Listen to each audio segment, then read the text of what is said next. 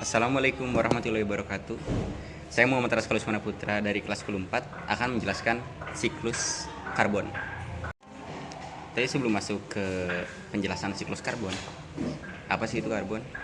Nah, karbon itu adalah unsur non-logam dengan nomor atom 6 yang menjadi dasar pembentukan kehidupan karena membentuk senyawa organik.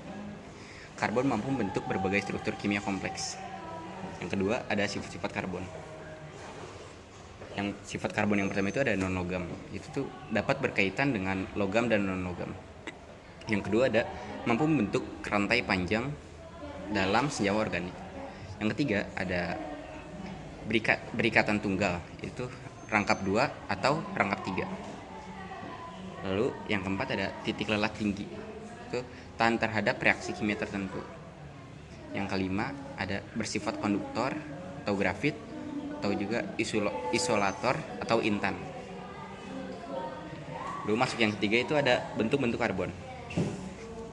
Bentuk karbon yang pertama itu ada intan, itu tuh keras, bening, isolator, itu digunakan dalam perhiasan dan pemotongan.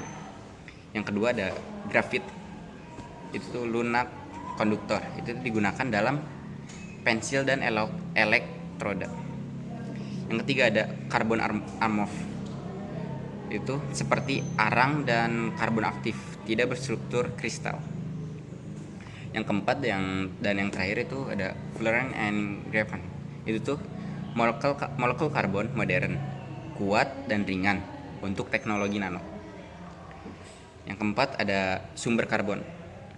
Sumber karbon yang pertama itu ada dari alam, itu contohnya itu batu bara, minyak bumi, gas dan gas alam atau fosil.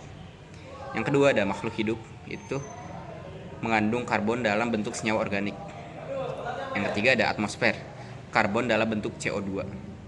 Yang keempat itu ada industri, itu dari pembakaran dan limbah produk pabrik. Yang kelima ada penggunaan karbon.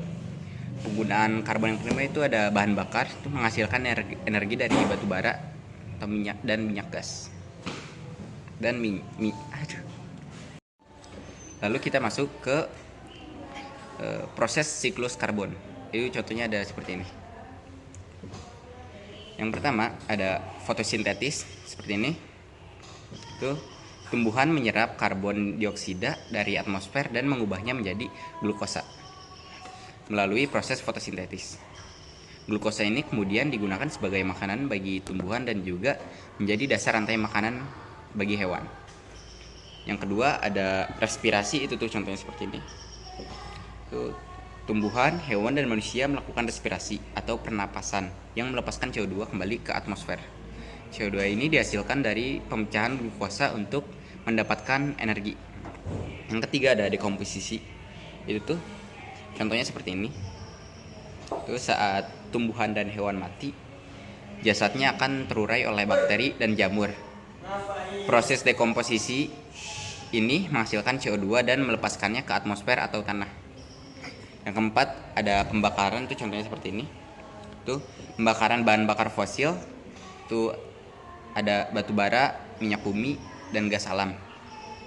Dan kayu juga melepaskan CO2 ke atmosfer. Kelima itu tuh seperti ini. Itu tuh pertukaran di laut. Nah, itu tuh karbon juga dapat berpindah di antara atmosfer, air laut dan dasar laut. Air laut dapat menyerap CO2 dari atmosfer dan CO2 juga dapat terperangkap di dasar laut dalam bentuk karbon organik atau mineral. Sekian video presentasi dari saya. Wassalamualaikum warahmatullahi wabarakatuh.